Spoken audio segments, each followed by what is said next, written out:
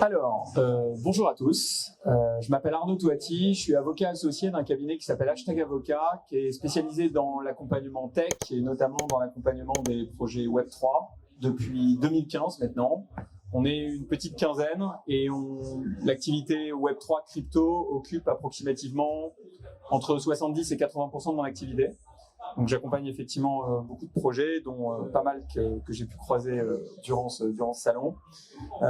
L'objectif de la conférence du jour, enfin de l'atelier d'ailleurs plutôt, atelier c'est ça, hein, atelier, voilà. L'objectif de l'atelier du jour, c'est d'évoquer la régulation et notamment de savoir si la France est à l'heure d'aujourd'hui l'écosystème le plus favorable pour pouvoir installer sa société. Alors à la base, quand j'ai dit ça à Maxime, l'organisateur de l'événement, il s'est dit bon, c'est peut-être un peu provocateur, etc. Machin. On est quand même en France. L'objectif, c'est quand même de favoriser la France. Voilà. Bon. La réalité des choses, c'est que évidemment, quand on est français, alors je sais pas si tout le monde est français dans l'auditoire aujourd'hui, on a envie de favoriser la France. On a envie de se dire ok, on est franco-français, on a des autorités qui travaillent bien, ça c'est incontestable, des gens qui sont compétents, on effectue son business ici, on n'a pas nécessairement envie de s'imaginer aller dans des pays exotiques ou dans d'autres pays européens. Pour autant, on a une problématique. On a évidemment une problématique en termes de coûts salariaux, cotisations sociales, qui sont évidemment un sujet, qui n'a rien à voir avec le Web3, mais qui est quand même un sujet central. On a évidemment des coûts en matière fiscale qui sont extrêmement élevés par rapport à d'autres pays. On va pas se mentir, on a une Union européenne dans laquelle on n'a pas d'uniformisation en termes de coûts, que ce soit au niveau social ou au niveau fiscal. Et puis, j'ai quand même plein de porteurs de projets qui viennent me voir en me disant Dubaï, voire les îles Vierges britanniques, les Bahamas, surtout avant FTX, maintenant c'est un peu moins tendance, j'avoue. On va aller là-bas, on va se structurer là-bas. Alors moi, je voudrais d'abord commencer par justement les pays qui sont en dehors de l'Union européenne. Vous êtes des porteurs de projets ici, j'imagine qu'il y en a un certain nombre d'entre vous qui sont porteurs de projets, vous vous dites ok, allez c'est parti, îles Vierges britanniques, ça a l'air génial, je vais set up le business là-bas. Ok. Ce qu'il faut avoir en tête, c'est quoi? C'est que au-delà évidemment du folklore de se dire qu'on va aller dans un pays où on est à fiscalité zéro, il y a quand même des risques. Pourquoi il y a des risques? Parce que si vous décidez d'installer votre business dans un pays comme celui-là, à partir de l'instant où vous n'en faites pas ce que j'appelle un établissement stable, c'est-à-dire vous n'en faites pas un endroit où réellement votre activité s'exerce, à ce moment-là, l'administration fiscale française va requalifier l'intégralité de vos revenus professionnels comme relevant en réalité de la France. Donc, pour prendre un exemple concret, vous êtes citoyen français. Vous opérez en réalité de la France, c'est-à-dire que votre activité est réellement exercée en France. Et vous vous dites, ok, bon, je vais aller créer ma société aux îles Vierges britanniques. Eh bien, l'administration française, fiscale française, et à juste titre d'ailleurs, va dire, attendez. Vous créez une société là-bas, mais en réalité, c'est une boîte aux lettres ou c'est une société où il n'y a pas réellement d'activité opérationnelle qui est réalisée. Donc, elle va considérer que votre société doit être fiscalisée en France et donc, elle va requalifier les flux et elle va les imposer en France. Bon, très bien. Donc, si vous le faites bien, c'est-à-dire que vous allez faire en sorte de mettre votre centre d'activité de manière opérationnelle, votre établissement stable, dans ce pays-là. La deuxième raison, lorsqu'un entrepreneur vient me voir et me dit « Ok, je vais aller aux Bahamas, aux îles Vierges britanniques ou au Delaware », c'est pour des raisons réglementaires. Il me dit « Ok, la France, c'est trop compliqué, je m'en fous, je vais aux Bahamas ou je vais au Delaware, il n'y a pas de problème. » Ok. C'est pas un bon calcul dans tous les cas de figure. Pourquoi? Parce que l'Europe, et d'ailleurs vous avez dû vous en apercevoir notamment depuis le RGPD, je vais voir pourquoi je parle du RGPD, la logique européenne, c'est de se dire, lorsque vous visez des Européens, vous vous soumettez à la réglementation européenne. Donc, à partir de l'instant où vous avez une société dont, par exemple, vous créez un siège au Delaware, mais que vous allez viser un public français, dans tous les cas, vous serez soumis à la réglementation française. Donc, c'est absolument pas la bonne méthode pour échapper à la réglementation française que de se dire, je vais aller créer une boîte en dehors de l'Europe, simplement pour éviter de me soumettre aux règles, notamment souvent ce sont des gens qui veulent éviter d'être psal en France, pas forcément une bonne stratégie parce que de fait, ils y sont en réalité soumis. Enfin, dernier sujet, votre fiscalité personnelle. Même si vous avez un établissement stable au Delaware, que vous ne visez que, on va dire, un public américain ou international et que vous ne visez pas directement un public français, si vous êtes, vous, résident fiscaux français, vous paierez vos impôts personnels en France. C'est-à-dire que même si la société est imposée au Delaware, lorsque vous allez faire remonter l'argent sur vos propres comptes personnels, vous serez imposé en France. Donc, en gros, pour résumer, si on veut se réguler, ou plutôt si on veut créer un business à l'étranger, il faut le voir sous tous les aspects. C'est-à-dire qu'il faut créer une boîte à l'étranger, il faut aller se domicilier à l'étranger, il faut créer un établissement stable à l'étranger et il faut viser un public international. Ça fait quand même beaucoup de contraintes. Et à partir de là, effectivement, votre fiscalité personnelle est optimisée, la fiscalité de la société est optimisée et votre réglementation est optimisée. Ok, très bien. Moi, j'éviterai quand même les pays qui sont problématiques en termes de réglementation fiscale. Je pense notamment aux pays qui sont sur la liste grise ou liste noire OCDE. Donc, j'ai cité les îles britanniques, on peut citer les Bahamas, etc. À mon sens, ce ne sont pas des juridictions qu'il faut privilégier. Elles sont extrêmement mal vues des pouvoirs publics français notamment et évidemment des administrations fiscales, notamment européennes. Alors, mais tant qu'on a vu les pays en dehors de l'Union européenne, on peut se poser la question des pays dans l'Union européenne. On a un sujet, lorsqu'on est dans cet écosystème du Web3, c'est le sujet du PSAN. La France, avec notamment une loi qu'on a appelée la loi Pacte en 2019, a été extrêmement précurseur en termes de réglementation crypto. On est un pays qui, très rapidement, beaucoup plus vite que beaucoup d'autres d'ailleurs, on a créé une véritable réglementation pour toutes les boîtes qui réalisaient ce qu'on appelle des prestations de services sur actifs numériques. C'est quoi, grosso modo? C'est vous faites du custody, donc vous conservez des cryptos pour le compte de tiers. Vous faites de l'échange crypto-crypto, toujours pour le compte de tiers. Vous faites de l'échange crypto-fiat, ou alors vous créez une sorte de marketplace que vous allez administrer. Dans ces cas-là, vous devez nécessairement être régulé auprès de l'autorité des marchés financiers. Très bien. On a à l'heure d'aujourd'hui une centaine de PSAN en France. On est très content. On a clairement l'écosystème en Europe qui est avec le plus de PSAN. Pour autant, on a énormément de sociétés qui galèrent pour obtenir leur PSAN et qui galèrent de plus en plus puisque ce PSAN, qui était à la base un PSAN simple, est devenu un PSAN renforcé. Merci FTX. Et demain, ce sera un agrément. Alors, il y a l'agrément PSAN que personne n'a sauf une banque. Et demain, on va aller sur l'agrément MiCA. Alors moi, j'ai énormément de gens qui viennent me voir et qui me disent « Ok, est-ce que je dois aller chercher le PSAN en France ?»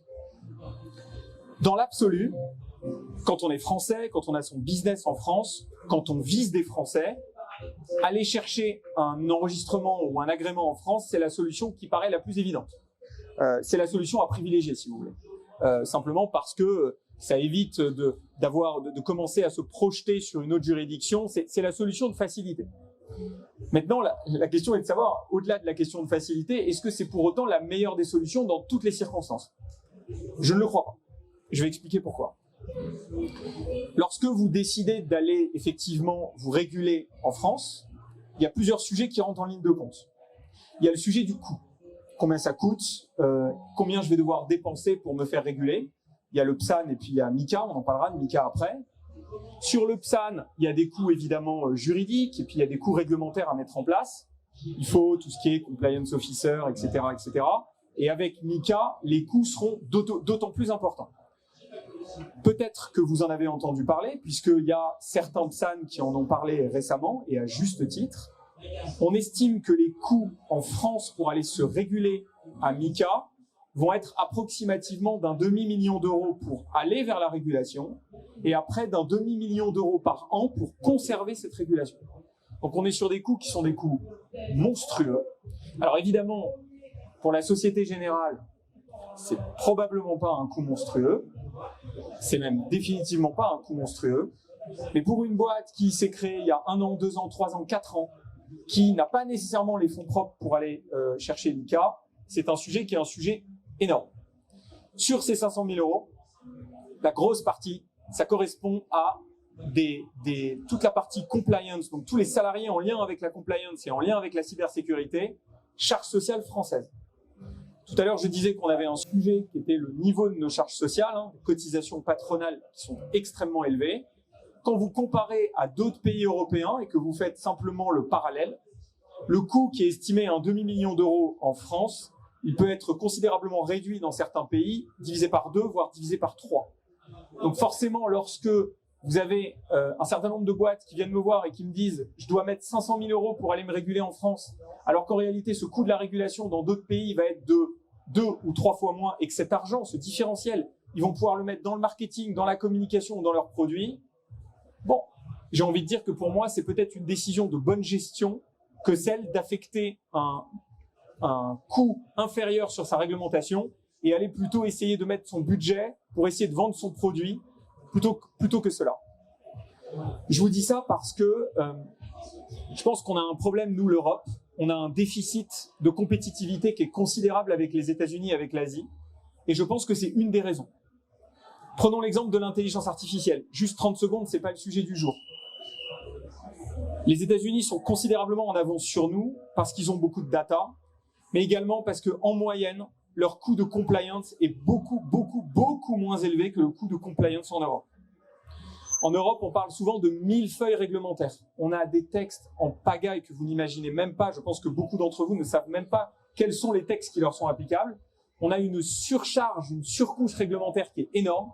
Et en réalité, le coût que nos boîtes mettent dans la réglementation, eux, la mettent dans autre chose.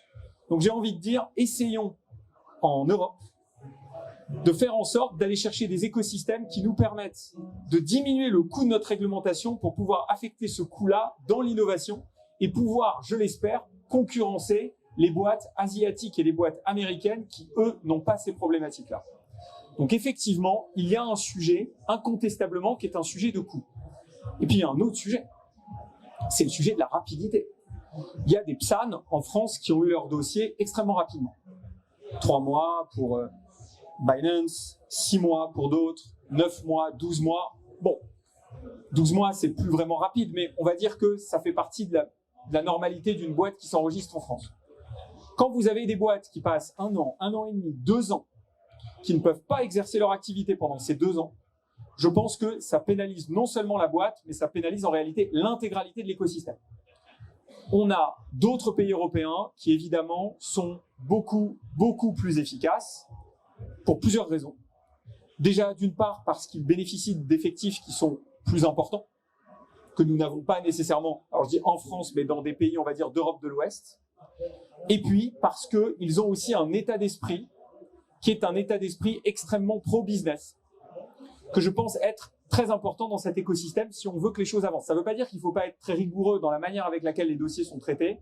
Ça veut juste dire qu'il faut essayer aussi de trouver un équilibre entre la réglementation et l'innovation. Et donc concrètement, pour donner un exemple précis, il y a de très nombreux porteurs de projets qui viennent me voir, qui soit ont essayé d'être PSAN et ont commencé leur dossier, soit n'ont même pas essayé, et qui ont eu la possibilité d'être régulés très rapidement, en quelques semaines seulement, dans des pays où les choses vont beaucoup plus vite. Alors il y a des contraintes, c'est pas sans contraintes évidemment, c'est pas magique. Les contraintes c'est quoi? C'est qu'en réalité, à l'heure d'aujourd'hui, donc avant que MiCA, la réglementation européenne, n'entre en vigueur, lorsque vous êtes enregistré en dehors de l'Union européenne, en dehors de France, donc dans un autre pays de l'Union européenne, vous ne pouvez pas directement viser un public français.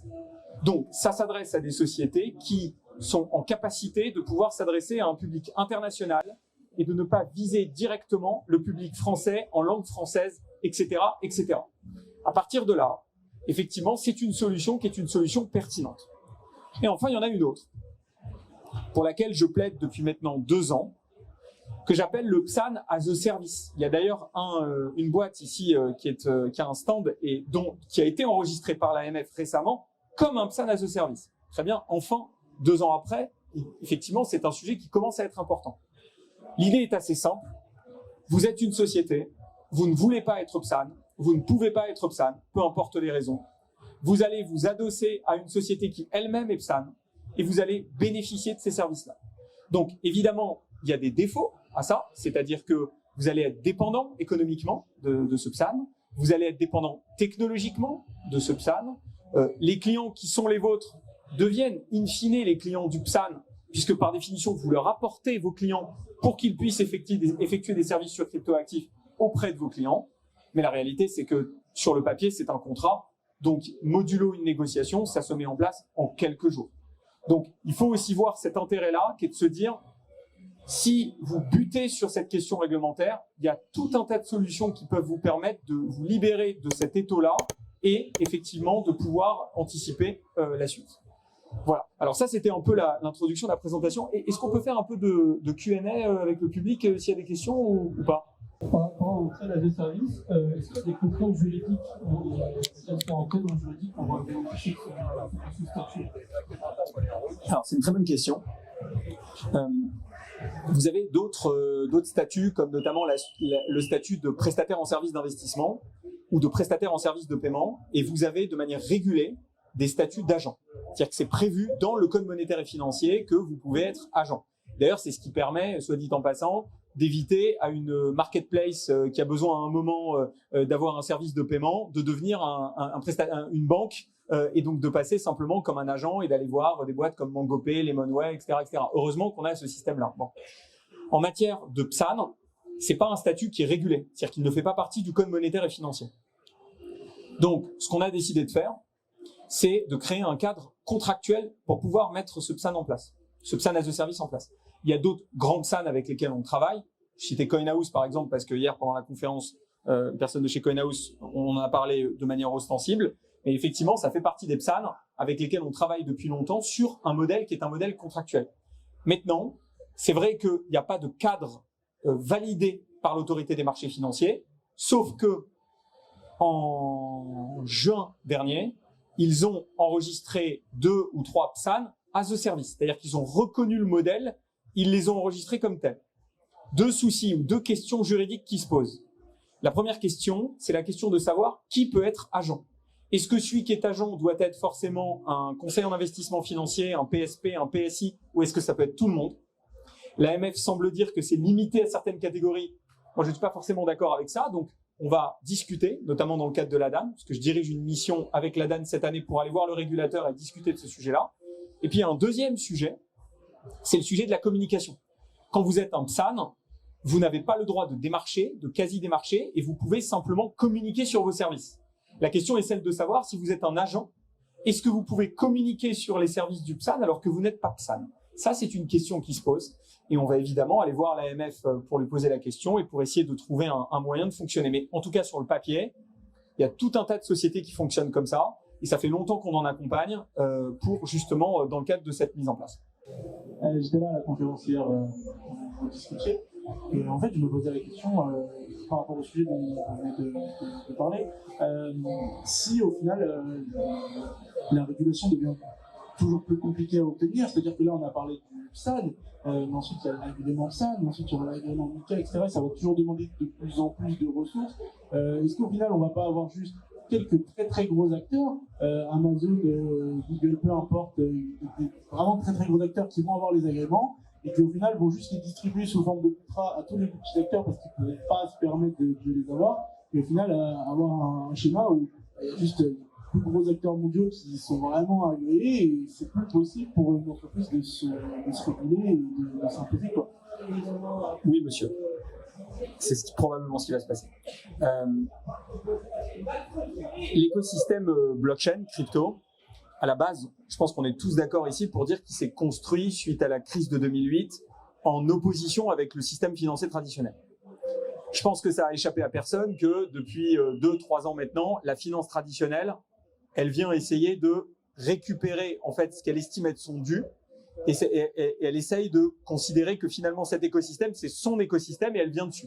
Les ETF, je pense que c'est le plus bel exemple de la finance traditionnelle et de BlackRock qui vient et qui dit bon, il y a 2-3 ans, il fallait pas toucher, maintenant c'est le Graal, il faut s'y mettre, etc., etc. Ok. MiCA, c'est une réglementation purement financière. On a pris la réglementation financière et on a fait un copier-coller, même encore plus agressif d'un certain point de vue, à destination des cryptoactifs. Pourquoi plus agressif? Parce que dans la tête du régulateur, au niveau français mais européen, la crypto, ça reste un outil de blanchiment, quoi qu'on en dise. Dans l'esprit, c'est comme ça que c'est construit. Okay, Donc, à partir de là, si on part de ce postulat-là, l'objectif d'une autorité, l'objectif d'un gouvernement, l'objectif de l'Europe, c'est de protéger l'investisseur, l'épargnant. Ils n'ont que ça à l'esprit. Peut-être ont-ils raison, mais ils n'ont que ça à l'esprit. Donc à partir de là, eux se disent qu'il n'y a rien de plus protecteur qu'une banque. Je pense que le passé n'a pas toujours démontré que c'était vrai, mais en tout cas, c'est comme ça que c'est perçu. Donc, ils créent un terrain de jeu. D'accord ? Hier, pendant la conférence, quelqu'un disait « on a au moins un terrain de jeu ». Oui, mais encore faut-il savoir qui peut jouer. Et donc, on a un terrain de jeu, sauf que ce terrain de jeu, c'est un terrain de jeu qui est construit pour les banques. Alors après, est-ce qu'il va y avoir que des banques ou que des boîtes très importantes? La majorité. Incontestablement, je pense. Il y aura une concentration. Il y a 100 PSAN en France. Il y en a peut-être 10, 15, 20 qui seront agréés maximum. Soit ils se feront racheter, soit il y aura des fusions, soit ils mourront. Donc effectivement, la solution, c'est quoi? Tout à l'heure, on parlait du PSAN as a service. C'est de créer un CASP as a service, c'est-à-dire de permettre, dans le cadre de MiCA, un statut d'agent. Encore une fois, je reviens à ce que je disais tout à l'heure. Si toutes les boîtes qui étaient agents de PSP devaient être PSP, si tous les sites de e-commerce devaient devenir des banques, je crois que le e-commerce ne fonctionnerait pas comme il fonctionne maintenant. Ok, donc oui, on va aller vers ça. Maintenant, est-ce que c'est l'esprit? Je suis pas sûr. Mais en tout cas, c'est vers ça qu'on va. C'est clair. Je sais pas si j'ai répondu à la question, mais dans ça qu'on va. Oui, bonjour. Bonjour. Alors, moi, il y a une chose qui m'embête un petit peu, c'est qu'on est tous d'accord qu'on entend tout le temps le principal argument qui est le blanchiment. Là, effectivement, je pense que tous ceux qui sont ici n'acceptent peut-être pas d'entendre toujours la même chose, puisqu'on le justifie que ça représente moins d'1%, moins de 2%. Donc c'est très très embêtant. Comment aujourd'hui on peut arrêter, puisque vous représentez la DAN, Je présente pas la date, mais sur les partis, ouais. Comment aujourd'hui on peut dire stop au bullshit ou politiquement correct? Ça, c'est ce qui m'embête beaucoup. C'est-à-dire que lorsque on va véhiculer de la propagande qui n'est pas vraie, j'entends bien que derrière il y a des gros groupes, il y a tout ce qu'il faut, mais à un moment, il faut juste leur mettre, la réalité en face en disant arrêtez de dire des conneries. Comment aujourd'hui, vous allez, quels sont vos outils pour dire stop? Alors, non, c'est pas grave, c'est bien. Non, mais c'est bien. Mais vous savez, moi, je partage votre avis. Hein. Donc, surtout que entre nous soit dit, on va pas se mentir. Si moi j'ai envie de faire du blanchiment, je vais utiliser du cash. Je vais certainement pas utiliser la blockchain où on va tracer l'intégralité des transactions. On est d'accord là-dessus ou pas? La base. J'ai encore lu un rapport je vais pas citer, d'une grande administration française il y a quelques jours, où effectivement l'intro c'est, il y a le mot blanchiment qui apparaît 3 fois. Bon, voilà. Je pense que les choses sont claires. Donc, je pense que il y a des idées reçues de 1, d'accord, et que c'est difficile de combattre les idées reçues. Je pense que les scandales, cher monsieur, Luna, FTX, etc., n'ont fait aucun bien, incontestablement. Même si quand il y a un scandale bancaire, finalement, ça fait partie de la normalité, mais quand il y a un scandale crypto, c'est, vous voyez, TF1, France 2, toutes les émissions mainstream qu'en parlent, on a l'impression que c'est un événement planétaire. Donc déjà, il y a ça, il y a les idées reçues. Et puis il y a un autre sujet aussi, c'est que, je répète encore une fois, c'est un système qui s'entretient. C'est-à-dire que si vous partez du postulat que l'écosystème blockchain, c'est un écosystème de blanchiment, du coup, quelle est la conséquence? C'est que vous devez la réguler très fortement. Et si vous la régulez très fortement, vous permettez qu'à des acteurs type bancaire de pouvoir aller dessus en faisant croire à tort ou à raison aux régulateurs et au gouvernement que, en leur permettant de contrôler la partie Web3, ils vont limiter les risques, notamment de blanchiment d'argent. Et donc finalement, c'est un système qui s'entretient. Vous créez la peur, vous créez une réglementation qui permet d'éviter cette difficulté et in fine, vous n'avez que certains acteurs ou en majorité certains acteurs qui peuvent aller sur ce terrain-là. Comprenez ce que je veux dire ou pas? Donc, effectivement, pour répondre à votre question, il n'y a aucun moyen, à mon sens, réellement, de faire face à cette difficulté. J'ai même envie de dire que le seul, pour l'instant, on va dire, la seule zone un petit peu qui est pour l'instant libre de régulation, en tout cas on le croyait jusqu'à quelques semaines, c'est la DeFi, mais elle ne l'est pas vraiment, parce que quand on voit la manière avec laquelle MiCA est interprété, on se dit qu'il y a une bonne partie de cette DeFi qui risque d'être impactée par MiCA. Donc au final, si vous voulez, bon, je suis désolé, mais ça va être compliqué. Ça va être compliqué. Ouais, je suis désolé de ne pas être plus positif, mais c'est...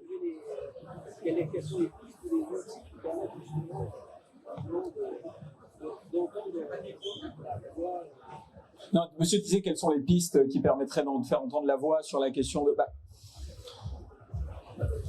La réglementation, elle se fait en Europe. D'accord, elle se fait en Europe et on l'a faite, cette réglementation. Donc, j'ai envie de dire, maintenant, il n'y a plus réellement grand-chose à faire, si ce n'est éventuellement dans MiCA 2, mais je ne suis pas du tout sûr que MiCA 2 ne sera pas plus dur encore que MiCA 1. Toujours dans la même optique, puisqu'on veut limiter le nombre de joueurs sur le terrain de jeu. Comme on veut limiter le nombre de joueurs, on n'a pas du tout intérêt à desserrer la vis. On a intérêt à la resserrer au maximum. Bonjour. À tort ou à raison, la Suisse bénéficie d'un statut assez particulier en termes de fiscalité. C'est un mythe, c'est une réalité, parce qu'on voit aussi beaucoup de grosses expériences, de gros succès crypto. Je pense à Levelrin, je pense aussi à Lugano qui représente une vraie aventure au niveau du Bitcoin. Vraiment, c'est incroyable ce système-là.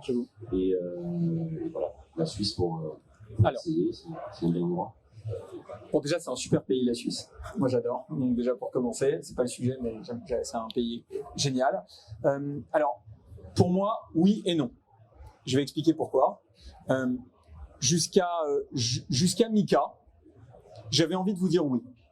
Parce que jusqu'à MiCA, on est dans une réglementation pays par pays. Et donc, finalement, il n'y a pas la possibilité d'avoir une sorte de passeport européen qui vous permet de pouvoir exercer sur l'intégralité de l'Union européenne. Donc finalement, quand vous êtes régulé en France, in fine, si vous voulez viser le marché suisse, allemand, belge, espagnol ou italien, vous devez vous faire réguler auprès de chacune de ces autorités. C'est d'ailleurs ce qu'a fait Binance avant de se faire retoquer sur je ne sais combien d'entre elles. Donc c'est la logique, c'est comme ça qu'on fonctionne. Avec MiCA, il y a un intérêt quand même, principal, c'est le passeport. C'est-à-dire que vous êtes agréé dans un pays, vous pouvez viser l'intégralité du territoire européen. Donc de vous adresser à un marché qui est monstrueux. Si vous êtes régulé en Suisse, vous n'avez pas accès techniquement à ce marché européen. C'est-à-dire que vous y avez accès, mais en réalité, vous ne pouvez pas le démarcher, vous ne pouvez pas faire de la publicité, vous ne pouvez pas aller le chercher. Donc vous êtes dans ce qu'on appelle la reverse solicitation. C'est-à-dire que si vous êtes en Suisse, un Français vient, pas de problème. Par contre, vous ne pouvez pas commencer à faire de la communication agressive auprès des Français parce que vous n'avez pas le droit de le faire.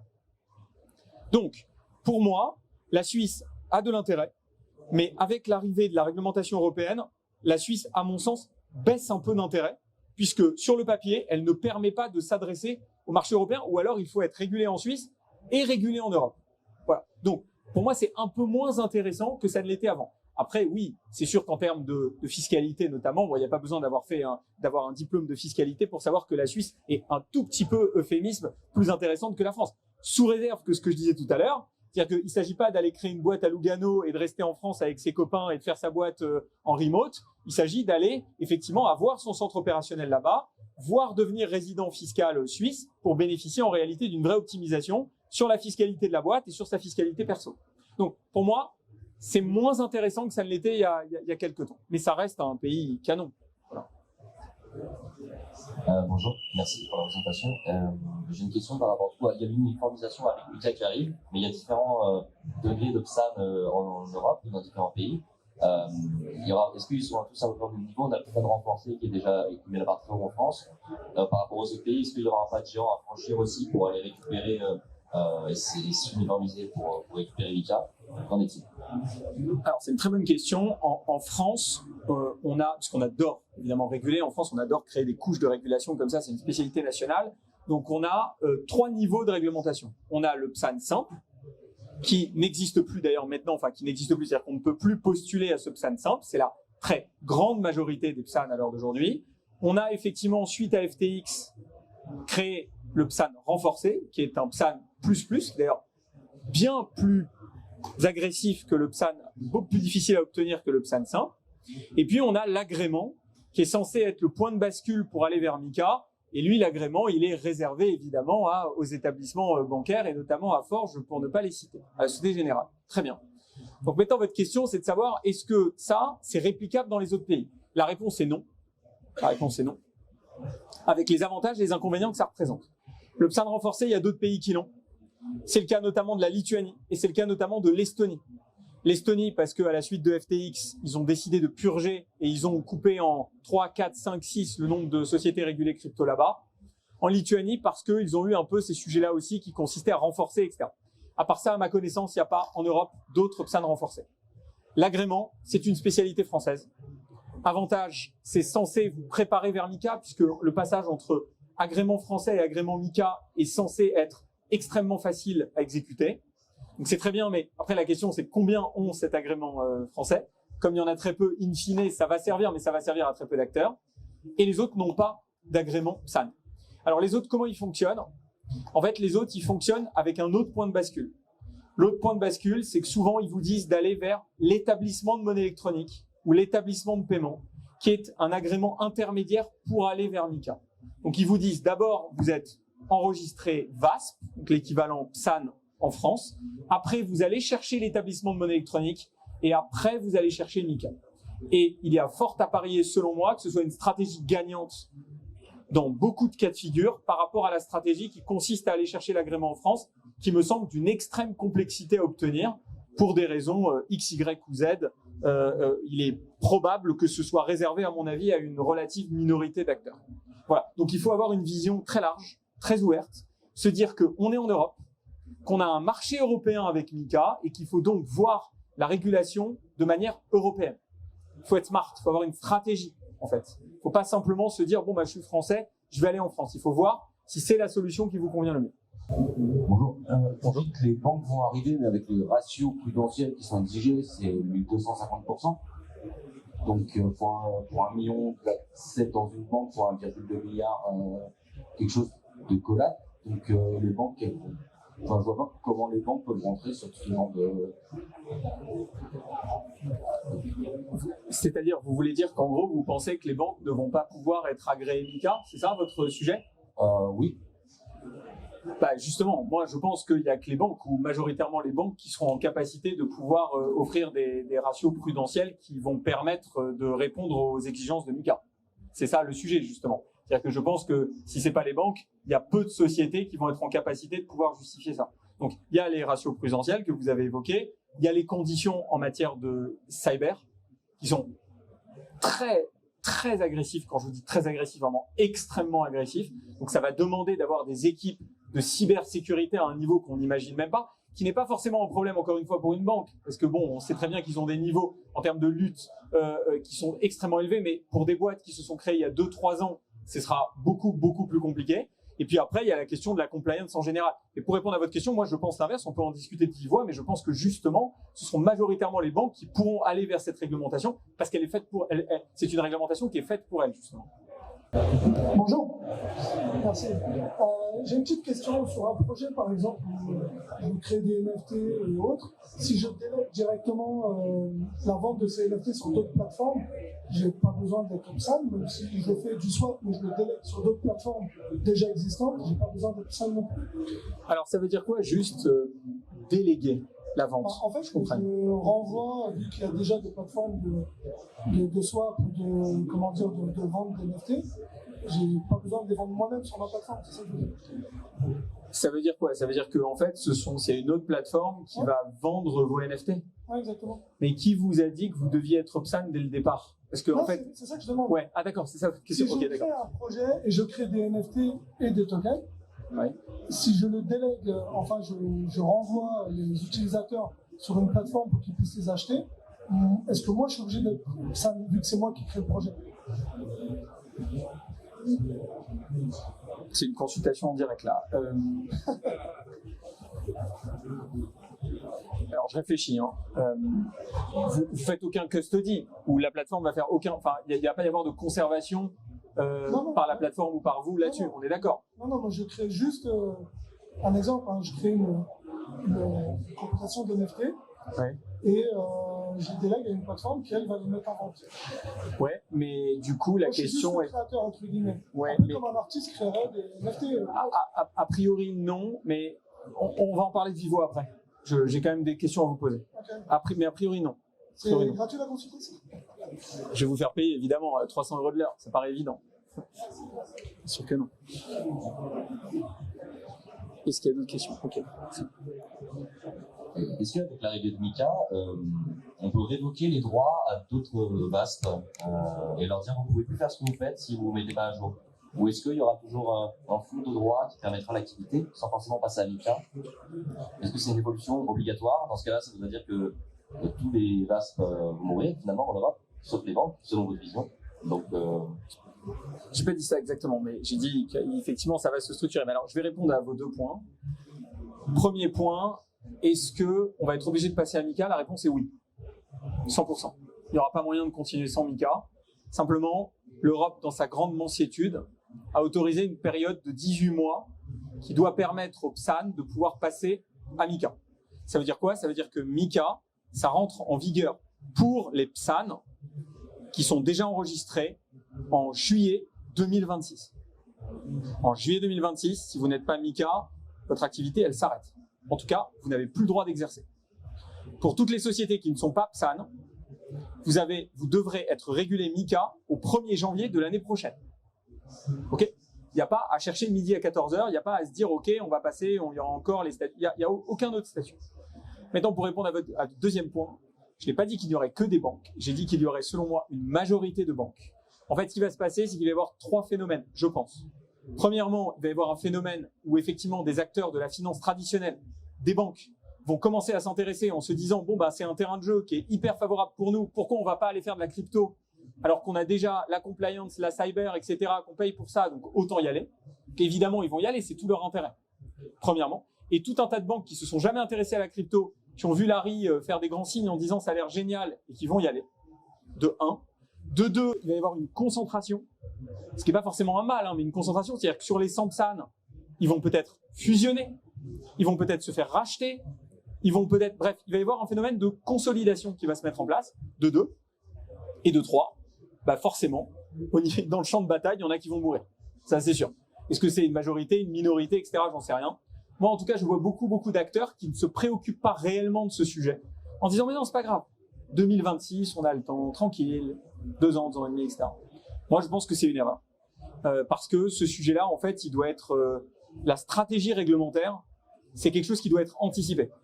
D'ailleurs, je fais un point aussi, j'ai pas dit tout à l'heure, mais il y a aussi des boîtes qui me disent « Non, mais c'est pas grave, la réglementation MiCA, c'est un demi-million d'euros, je vais aller chercher des investisseurs pour me faire financer cette réglementation. » Peut-être que ça va fonctionner, mais moi, je suis un peu mesuré là-dessus. Parce que ça me semble compliqué d'aller convaincre un investisseur d'investir dans votre boîte pour payer une réglementation que vous n'êtes même pas sûr d'avoir à la fin. D'accord ? Donc, ça veut dire qu'il faut avoir une capacité en termes de fonds propres et une capacité déjà de prévision de coûts que ça va générer dès maintenant. C'est certainement pas en milieu d'année prochaine ou fin 2025 qu'on va se réveiller comme une fleur en disant « Ah, au fait, il y a Mika qui arrive, il faudrait peut-être que je réfléchisse à comment je vais faire. » Ce sera trop tard.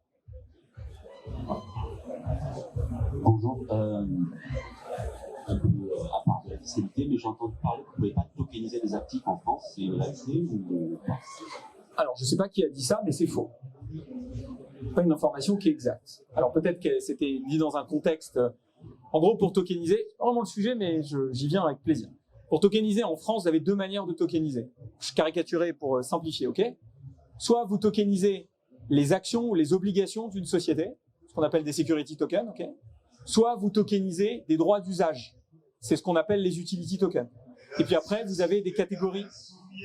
Vous avez des catégories un peu intermédiaires comme les NFT qui pour l'instant ne répondent pas réellement à une ou l'autre des catégories. Ça va dépendre en réalité du sous-jacent du NFT. Mais en gros, si, on peut tokeniser. Vous pouvez tokeniser soit des titres financiers, soit des droits d'usage. Voilà.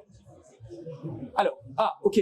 D'accord, c'était ça qu'on voulait dire. Ok, pardon. D'accord, très bien. Alors, en fait, en réalité, vous ne pouvez pas diviser la propriété en droit français. En droit français, la propriété, elle est unique, sauf des cas très spécifiques comme l'indivision, par exemple. Je ne sais pas si certains d'entre vous étaient parfois en succession, etc. Vous êtes indivis, donc c'est-à-dire qu'on va diviser en réalité. Imaginez, malheureusement, il vous arrive quelque chose, vous avez des frères et sœurs, enfin, il arrive quelque chose à vos parents, ça va être découpé, ça va être indivis, mais vous n'êtes pas censé rester dans ce statut-là bien longtemps. À part ça, il n'y a pas de copropriété, ça n'existe pas. Donc, un bien, lorsque vous le tokenisez, vous ne pouvez pas directement diviser la propriété. Vous allez soit créer une société qui va détenir le bien et vous allez émettre des jetons qui vont être liés aux actions, aux obligations de la société, Cas numéro 1. Cas numéro 2, vous allez émettre des jetons qui sont en lien avec l'usage du bien. D'accord? C'est deux choses qui sont différentes. Je prends un exemple, l'immobilier. Je fais beaucoup de projets de tokenisation immobilière. Il y en a un là ici qui s'appelle Atoa. Il faut aller le voir d'ailleurs. Donc, très simple. Vous avez un bien immobilier. Soit vous créez une société qui va détenir le bien et vous allez tokeniser les actions ou les obligations de la société qui détient le bien, security token. Soit vous allez créer des jetons correspondant à l'usage du bien. Donc, le cas typique, c'est du time sharing. Votre jeton va vous permettre de pouvoir occuper le bien un certain nombre de jours à l'année. Ça, typiquement, c'est de l'utility token. Et puis après, vous avez le cas du NFT qui est encore un cas un peu à part. Je ne sais pas si j'ai répondu à votre question, mais oui, donc ça confirme, on ne peut pas tokeniser directement la propriété. Combien? 4 minutes, ok. Challenge. Okay. Ça marche. Encore là. Il y a beaucoup de questions, ça marche très très bien. C'est bien. Hein. Bonjour. On a parlé de cadre réglementaire des entreprises. Je lis depuis un petit moment des choses qui arrivent par rapport au DAO. Et comment on structure juridiquement une DAO avec une association, avec je ne sais quoi, pour se protéger des risques juridiques, financiers, etc. Alors, vous avez raison. Pour l'instant, je parlais tout à l'heure de la DeFi, la finance décentralisée, donc forcément de la gouvernance décentralisée aussi, in fine, n'est pas régulée pour l'instant réellement en France. Elle n'est pas régulée, mais elle devrait l'être dans le cadre de MiCA 2, normalement. Et comme je le disais tout à l'heure à monsieur, je crois ici, le MiCA 1, déjà, on commence à avoir une interprétation très extensive où ils se permettent d'aller essayer de réguler ce qu'ils considèrent comme n'étant pas réellement des plateformes purement décentralisées. Donc en fait, ils essayent de tirer le truc pour faire en sorte qu'en attendant MiCA 2, ils puissent déjà aller réguler la DeFi. Donc déjà, il y a un sujet là-dessus. Maintenant, pour votre point particulier, celui des DAO, il n'y a pas de réglementation sur les DAO à l'heure d'aujourd'hui. Il n'y en a pas. Il y a des rapports. Il y a eu des rapports de l'AMF que j'invite à lire, très intéressant. Rapport de l'ACPR, très intéressant également, où ils commencent à entrevoir ce que pourrait être la réglementation en matière de DAO. Mais ils vous disent pas quoi faire. Ils vous disent, voilà, il y a telle ou telle chose, etc. Donc ils vont assez loin, c'est intéressant, mais ils vous disent pas quoi faire. Précisément, il y a des modèles de structuration. Nous, on en fait pas mal, effectivement, avec, vous avez raison, des associations, avec des fondations, parfois en Suisse. Quand monsieur parlait de la Suisse tout à l'heure, la Suisse, c'est aussi un axe intéressant parce que ça fait longtemps qu'ils structurent ce type d'opération. Il faut être hyper vigilant là-dessus parce que si vous ne créez pas de structure, vous êtes responsable sur votre patrimoine personnel. C'est très risqué. Donc, dans tous les cas, il vaut mieux créer quelque chose. Alors après, il y a des modèles qui sont plus standardisés que d'autres, notamment le modèle associatif avec une société commerciale. Il faut être extrêmement vigilant sur la fiscalité, notamment sur les liens entre la société commerciale et l'association, parce que n'importe qui vous le dira, quand dans un schéma de droit des sociétés, vous mettez une association quelque part, c'est une alerte rouge pour l'administration fiscale de se dire que vous utilisez l'association pour en réalité faire des choses que vous ne pourriez pas faire normalement. D'accord? Voilà. Donc, oui, c'est le modèle.